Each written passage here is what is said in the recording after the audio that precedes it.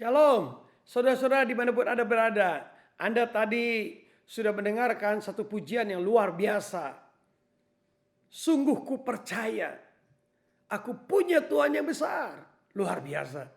Bagaimana penebusan Kristus mencurahkan darahnya. Itu sesuatu yang sangat luar biasa yang dilakukan oleh Tuhan kita. Nah untuk itu Bapak Ibu dikasih Tuhan yang dimanapun Anda berada. Dan khususnya bagi Anda dan saya yang sedang melakukan ibadah online. Mari kita berdoa bersama-sama.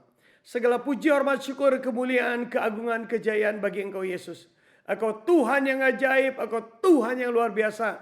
Kami bersyukur kami punya Tuhan yang besar. Kami sungguh mau percaya kepada Engkau Yesusku. Dan terima kasih segala penebusan oleh darah Yesus Kristus. Engkau maha mulia, Engkau maha agung. Dan itulah kebahagiaan kami Tuhan. Terima kasih Tuhan Yesusku. Biarlah Kau menjamah kami semua, mengurapi kami semua. Kami mengerti tentang firman Tuhan. Lebih daripada itu kami hidup dan percaya oleh karena firman-Mu. Di dalam nama Yesus Kristus Tuhan yang ajaib. Kami berdoa dan bersyukur. Haleluya. Amin. Roma 4 ayat 6-8 demikian firman Tuhan. Seperti juga Daud menyebut berbahagia orang yang dibenarkan Allah bukan berdasarkan perbuatannya. Berbahagialah orang yang diampuni pelanggaran-pelanggarannya dan yang ditutupi dosa-dosanya. Berbahagialah manusia yang kesalahannya tidak diperhitungkan Tuhan kepadanya. Bapak Ibu dikasih Tuhan dimanapun Anda berada. Hari ini saya akan sampaikan tentang satu tema, yaitu bahagia. Ya, kebahagiaan. 3 kali berturut-turut saya sampaikan tentang takut. Ya, bagaimana ketakutan, bagaimana kekhawatiran. Dan yang terakhir saya katakan adalah takut akan Tuhan. Itu lebih daripada segala-galanya. Nah Bapak Ibu dikasih Tuhan, kebahagiaan adalah sesuatu yang dicari oleh semua orang. Ada orang berpikir, orang berbahagia kalau Anda dan saya punya uang. Wow, uangmu banyak.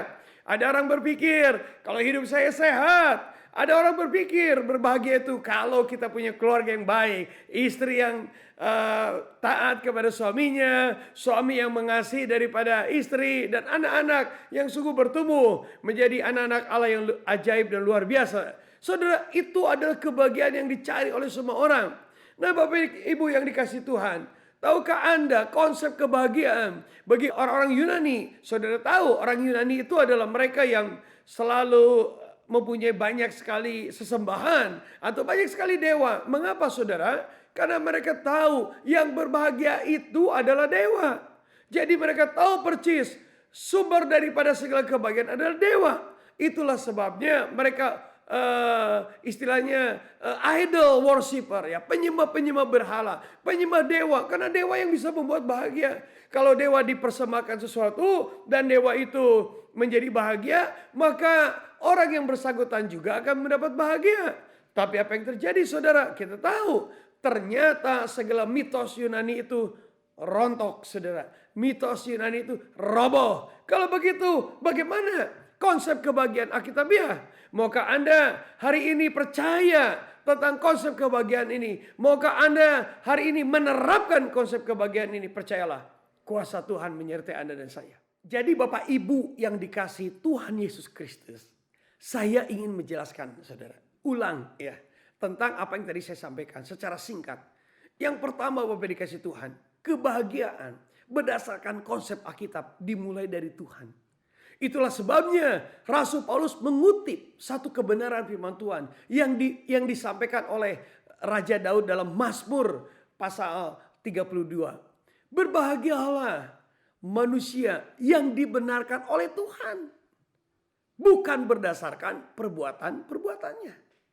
Berbahagialah manusia yang dosanya, yang pelanggarannya diampuni oleh Tuhan. Berbahagialah manusia yang dosa-dosanya ditutupi oleh Tuhan. Berbahagialah manusia yang kesalahannya tidak diperhitungkan oleh Tuhan. Jadi dimulai dengan Tuhan. Jadi Bapak dikasih Tuhan, Anda dan saya harus percaya Tuhan itu memberikan pengampunan. Itulah sebabnya Alkitab mengatakan yang diwakili oleh jari telunjuk ini yaitu tentang kesalahan dan pelanggaran kita. Demikianlah firman Tuhan. marilah kita berperkara, jika dosamu merah seperti kain kirmisi, aku akan membuat putih seperti salju. Jika dosamu merah seperti kain kesumba, aku akan buat putih seperti bulu domba. Bapak dikasih Tuhan, apapun yang dilakukan oleh manusia, Allah itu kasih. 1 Yohanes pasal 4. Allah itu penuh dengan keadilan. Allah itu penuh dengan kebenaran. Tapi yang namanya kasih, keadilan, kebenaran itu saudara harus dinyatakan. Yaitu menjadi satu kata pengorbanan. Itulah sebabnya Yesus Kristus, Bapak yang dikasih Tuhan, datang ke dunia. Yesus Kristus memberikan hidup dan mengampuni segala dosa Anda dan memberikan kedamaian. Wow, ini sesuatu luar biasa Bapak dikasih Tuhan. Itulah kedatangan Yesus Kristus itu diibaratkan oleh saya, yaitu jari manis Bapak dikasih Tuhan. Kalau Anda lihat jari manis ini, ada cincin saudara. Cincin itu merupakan satu ikatan kasih seumur hidup antara suami dan istri. Kasih seumur hidup antara pemuda dan pemudi yang tadinya jatuh cinta. Lalu mereka mengikatkan janji seia sekata seumur hidup. Hanya maut yang bisa memisahkan. Dipasanglah cincin. Saudaraku yang kasih. Itulah janji Tuhan. Janji Tuhan itu luar biasa Bapak dikasih Tuhan. Lebih murni daripada emas yang murni saudara. Janji Tuhan itu ya dan amin Bapak dikasih Tuhan. Tidak pernah berubah. Yang terakhir adalah jari kelingking. Bapak dikasih Tuhan. Jari kelingking itu kecil saudara. Tapi itu berharga. Apa tuh kecil itu saudara? Iman. Itulah percaya. Hari ini Bapak dikasih Tuhan. Apapun pergumulanmu. Kalau engkau percaya ya kepada Yesus Kristus. Maka segala persoalan dalam hidupmu pasti diselesaikan oleh Tuhan Yesus Kristus. Engkau harus percaya kepada Dia. Dan ketika kau menerima pengampunan itu, maka kebahagiaan terjadi dalam hidup Anda dan saya. Maukah hari ini engkau menjadi manusia yang berbahagia? Maukah hari ini kau menerima kebahagiaan seperti itu saudara? Yaitu dosamu sudah diampuni oleh Tuhan melalui pengorbanan Yesus Kristus di atas kayu salib. Nah, jadi saudara-saudaraku yang kekasih, konsep kebahagiaan Alkitabiah itu saya ibaratkan, saya gambarkan seperti salib. Ya, Anda pasti gampang mengingat tentang salib itu karena itu sesuatu yang sakral Bapak dikasih Tuhan. Nah, kalau Anda lihat salib itu ada 2 garis Bapak dikasih Tuhan ya. Garis yang pertama itu adalah vertikal ya. Vertikal itu seperti ini. Dan tadi saya sudah jelaskan dengan panjang lebar, yaitu dimulai dari Tuhan. Berbahagialah engkau sudah diampuni dosamu saudara. Yang kedua Bapak dikasih Tuhan adalah horizontal ya. Horizontal itu saudara berarti berbicara soal kehidupan dengan sesama manusia. Ya, kehidupan dengan dirimu sendiri. Itulah yang disebut dengan konsep kebahagiaan kedua. Bersama dengan sesama. Bukankah di Alkitab mengatakan berbahagialah orang yang memperhatikan orang lemah. Ya, Bapak dikasih Tuhan, berbahagialah orang yang memperhatikan orang yang lemah. Tapi yang paling utama dalam kehidupan sesama itu, menurut saya berdasarkan Alkitab adalah mereka yang menghormati orang tuanya. Efesus pasal 6 ayat 1-3 dijelaskan oleh Rasul Paulus. Hormatilah orang tuamu karena engkau akan berbahagia dan panjang umurmu. Jadi Bapak dikasih Tuhan. Mari hei anak-anak, hei anak muda. Hormati orang tuamu. Saya juga punya orang tua. Saya menghormati orang tua saya. Apapun yang dilakukan oleh orang tua saya. Bagaimanapun keadaannya. Saya menghormati dia. Dan ketika saya dan istri saya menghormati orang tua, saya mengimani kebenaran firman Tuhan, Bapak dikasih Tuhan, bahwa saya akan menjadi orang yang berbahagia dan panjang umurnya. Wow, itu luar biasa. Jadi kata siapa? Alkitab tidak pernah mengajarkan bahwa orang-orang yang sudah percaya Yesus Kristus sebagai Tuhan dan Juru Selamat, atau orang yang disebut dengan Kristen untuk tidak hormat kepada orang tua. Saya pikir itu salah besar. Itu hoax saudara. Informasi yang di luar kebenaran. Informasi yang penuh dengan segala kebohongan. Justru Alkitab dari mulai hukum Taurat menjelaskan, hormatilah orang tuamu saudara. Itu hukum yang diberikan oleh Tuhan kepada Musa dan untuk orang Israel di Gunung Sinai. Dan itu berlaku bagi semua orang di dunia, termasuk orang Kristen. Di dalam kehidupan Yesus Kristus justru digenapkan hukum Taurat itu. Jadi Anda dan saya harus menghormati orang tua dengan sungguh-sungguh. Yang kedua, saudara, dengan sesama. Itulah sebabnya tadi dikatakan oleh saya dalam Mazmur 41 ayat 1. Berbahagialah Bapak yang dikasih Tuhan, mereka yang memperhatikan orang lemah. Nah, berapa banyak Anda dan saya memperhatikan orang lemah? Bukankah khotbah di bukit menjelaskan, berbahagialah orang yang murah hati, karena engkau akan mendapat kemurahan. Kalau Anda memperhatikan orang lemah, kalau Anda hidup dalam kemurahan, maka Anda akan mendapatkan kemurahan daripada Tuhan. Tuhan akan mempermudah segala jalan kehidupan Anda dan saya. Bapak dikasih Tuhan, ini bukan karma. Ini bukan sesuatu yang akan Anda bawa ke akhirat. Bukan, saudara. Ini sesuatu yang harus Anda lakukan di muka bumi ini. Ini namanya kebajikan, saudara. Kebaikan tanpa pamrih. Kalau Anda meminta pamrih, itu bukan kebajikan. Apapun tanpa pamrih, itu bukan kebajikan. Anda punya pamrih, siapa tahu nanti hidup saya bisa berkenan di hadapan Sang Pencipta. Siapa tahu saya bisa mempunyai keabadian. Siapa tahu saya punya hidup kekal. Bapak dikasih Tuhan, itu bukan kebajikan. Anda punya pamrih, Anda punya modus, saudara. Ada udang di balik batu, kata anak-anak muda zaman sekarang, saudara. Ada udang di balik batu. Bapak dikasih Tuhan, kebajikan itu, kemurahan itu. Anda mempunyai belas kasihan kepada orang yang lemah. Bapak Ibu dikasih Tuhan, itu kemurnian hati. Itulah sebabnya, saudara, konsep kerajaan Allah. Lukas pasal 14 ayat 13 sampai 14 mengatakan, ibarat seorang raja yang membawa perjamuan, saudara. Mereka mengundang banyak orang miskin, Bapak dikasih Tuhan. Mengapa? Karena orang miskin tidak bisa membalas. Dan balasan daripada orang yang mengadakan pesta perkawinan itu, saudara, dari Tuhan. Jadi Bapak dikasih Tuhan, orang lemah ditolong oleh orang kuat. Orang kuat menanggung oleh orang lemah. Itu adalah sebuah kebenaran Alkitab dan itulah konsep kebahagiaan. Lalu juga Bapak dikasih Tuhan dikatakan dalam 1 Yohanes pasal 3 ayat 17. Saya akan bacakan buat Anda, saudara, satu ayat yang luar biasa. Ya, di mana Anda dan saya harus berani melakukan seperti ini, saudara. 1 Yohanes pasal 3 ayat 17 dikatakan demikian. Barang siapa mempunyai harta duniawi dan melihat saudaranya menderita kekurangan, tetapi menutup pintu hatinya terhadap saudaranya itu, bagaimanakah kasih Allah dapat tetap di dalam dirinya, saudara? Ya, Bapak dikasih Tuhan, jika Anda dan saya mempunyai harta duniawi dan ada orang yang memerlukan bantuan dan Anda yakin Anda bisa memberikannya, berikan, saudara. Jangan menutup-nutupi. Karena itu merupakan konsep kebahagiaan Alkitabiah. Kalau Anda lakukan itu, maka hidupmu berbahagia, saudara. Nah, itu Bapak dikasih Tuhan. Lalu mungkin Anda berpikir begini, Pak, bagaimana Pak? Bapak tidak tahu kondisi saya. Kondisi saya dalam keadaan kesulitan, Pak. Saya banyak pencobaan.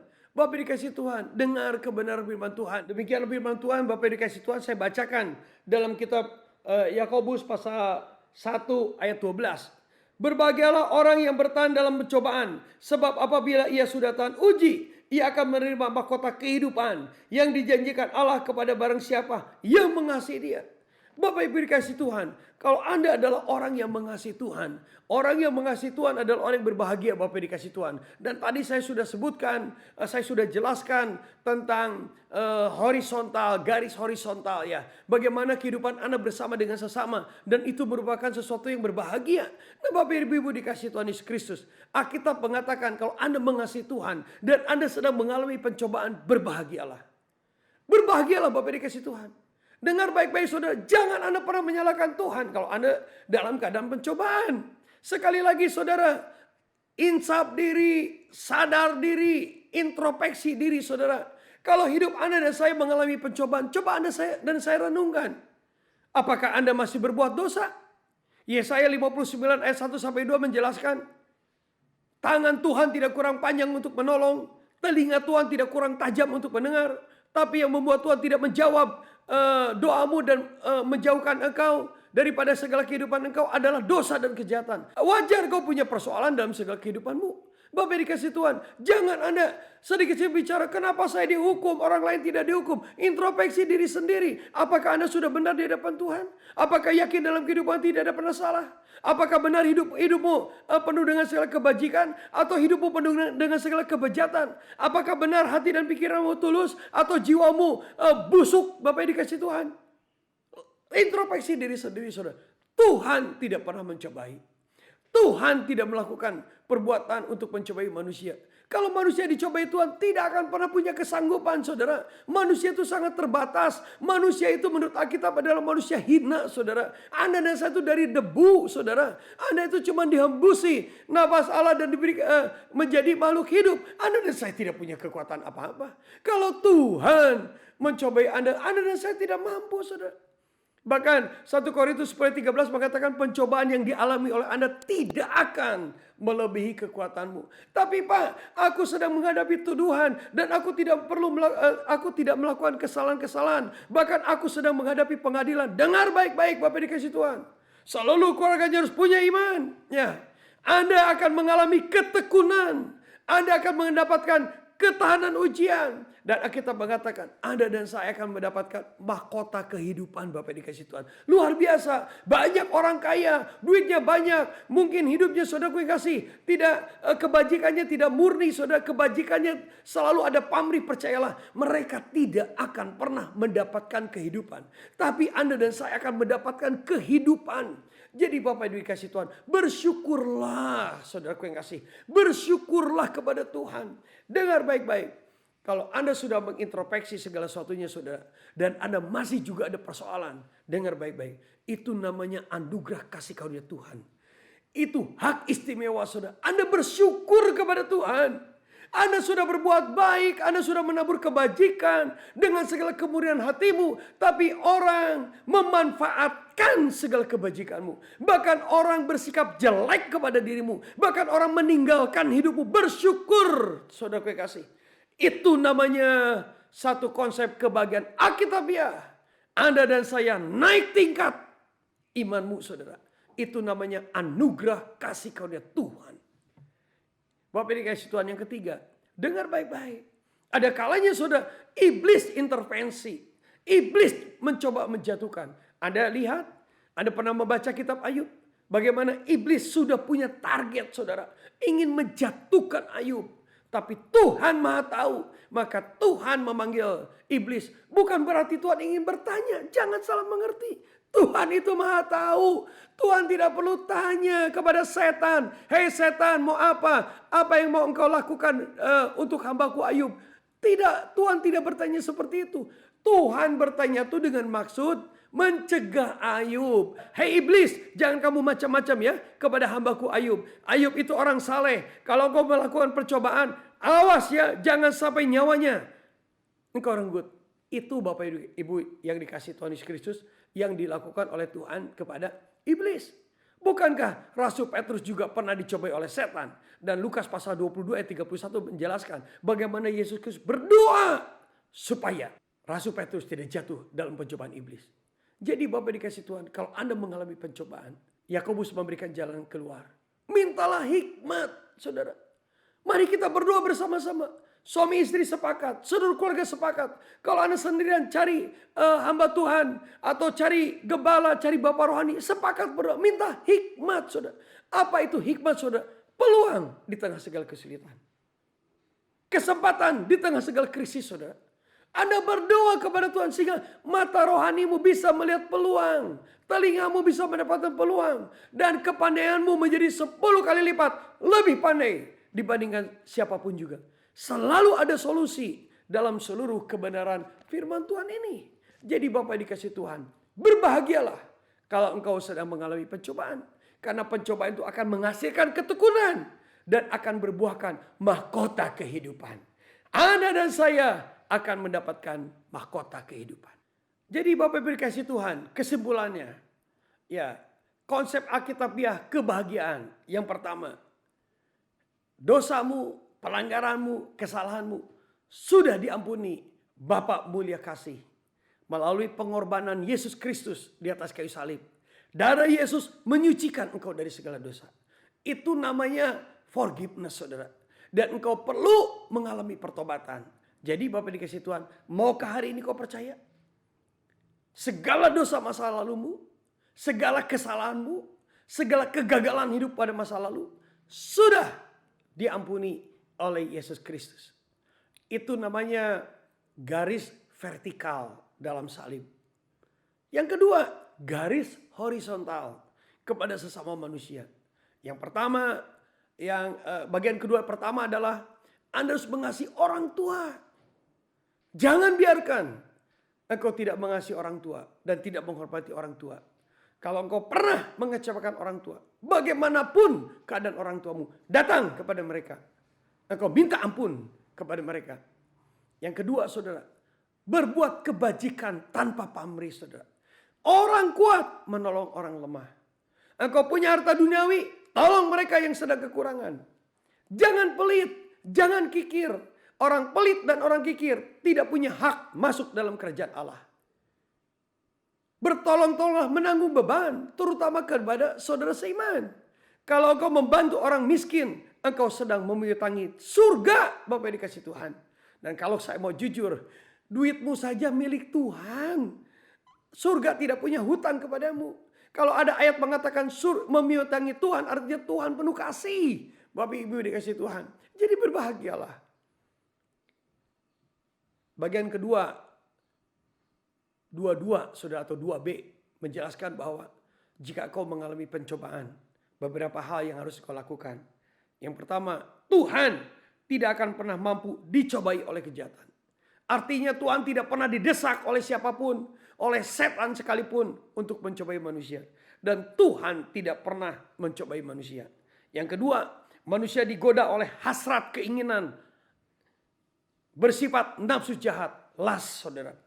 Dan tipuan daya pikat menarik daripada duniawi itu, saudara. Yakobus 4 ayat 1 menjelaskan demikian. Dari manakah datangnya sengketa dan pertengkaran di antara kamu? Bukankah datangnya dari hawa nafsumu yang saling berjuang dalam tubuhmu? Kamu mengingini sesuatu tetapi kamu tidak memperolehnya. Lalu kamu membunuh. Kamu iri hati, kamu tidak mencapai tujuanmu.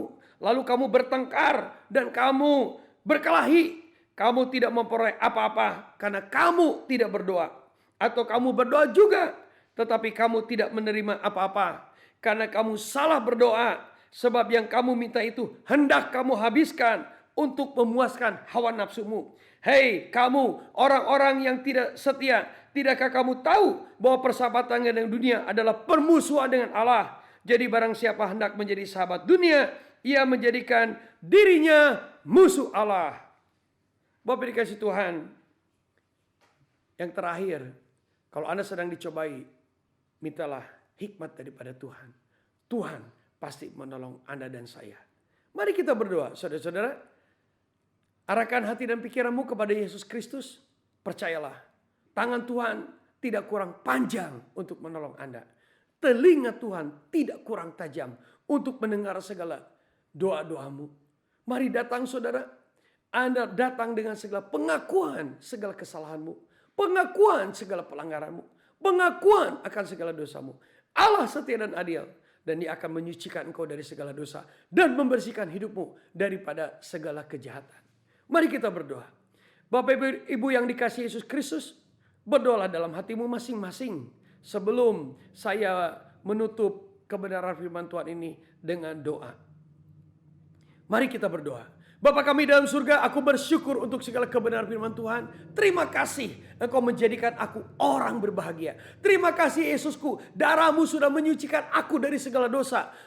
Membebaskan aku dari segala pelanggaran. Engkau menerima aku bukan berdasarkan segala perbuatan. Engkau membenarkan aku bukan dengan segala perbuatan aku. Aku berterima kasih Tuhan Yesus dan aku berdoa buat setiap mereka yang mendengar siaran ini Tuhan. Mereka yang ada di rumah, mereka yang sedang dalam pergumulan, aku berdoa dalam nama Yesus, mereka dijamah oleh Engkau. Mereka dijamah oleh firman Tuhan. Dan mereka tahu hari ini ada berita sukacita, ada good news, berita kabar baik, ada pengampunan yang diberikan oleh Allah Bapa mulia, penuh kasih, Allah yang penuh kasih, keadilan, kebenaran, dan berkorban, yaitu Yesus Kristus datang ke dunia untuk memberikan hidup dan mengampuni segala kehidupan dosa kami. Terima kasih Tuhan Yesusku, biarlah setiap orang percaya akan semua ini. Dan aku berdoa mereka yang sedang dalam pergumulan Tuhan, mereka yang sedang dalam kesulitan kesulitan Tuhan Yesusku. Aku tidak mengerti kesulitan mereka. Aku tidak mengerti persoalan mereka. Aku tidak mengerti pencobaan mereka. Bisa saja karena keuangan. Bisa saja karena tuduhan-tuduhan. Sehingga mereka harus menghadapi kasus dalam pengadilan.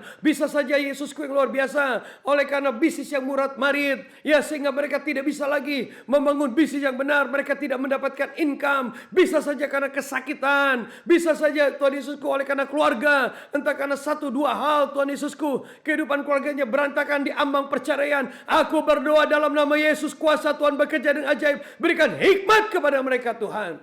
Ketika mereka datang kepada Engkau, tersungkur di bawah salibmu Tuhan Yesusku, mengaku segala sesuatu yang aku percaya. Engkau Allah setia dan adil. Engkau akan mengampuni mereka dan menjijikkan mereka dari segala kejahatan. Aku berdoa, berikan hikmat kepada mereka Tuhan. Termasuk Indonesia dan seluruh dunia ini Tuhan. Mari Roh Kudusku, kami tidak mengerti situasi kondisi. Belum tentu bulan ini selesai. Belum tentu juga tahun ini selesai. Dan kami tidak tahu mengerti Tuhan Yesusku. Sampai kapan ini selesai. Karena itu aku berdoa Tuhan, berikan hikmat kepada Indonesia. Berikan hikmat kepada Presiden. Berikan hikmat kepada jajarannya. Berikan hikmat kepada dokter. Berikan hikmat kepada anak Tuhan. Sehingga hidup mereka dipakai oleh Tuhan. Sehingga Indonesia bisa dilepaskan dari tragedi ini Tuhan. Dan seluruh dunia mengalami kebahagiaan bersama dengan Engkau. Terima kasih Tuhan Yesusku. Dan biarlah kami kuat, teguh, tekun dalam setiap pencobaan. Karena kami tahu semuanya mendatangkan kebahagiaan. Dan kami akan memperoleh mahkota kehidupan yang kami akan kembalikan kepadamu. Untuk hormat kemuliaan Engkau, Yesus Kristus, Raja di atas segala raja. Di dalam nama Yesus Kristus yang luar biasa, kami bersyukur. Kami menjadi manusia yang berbahagia. Haleluya. Amin.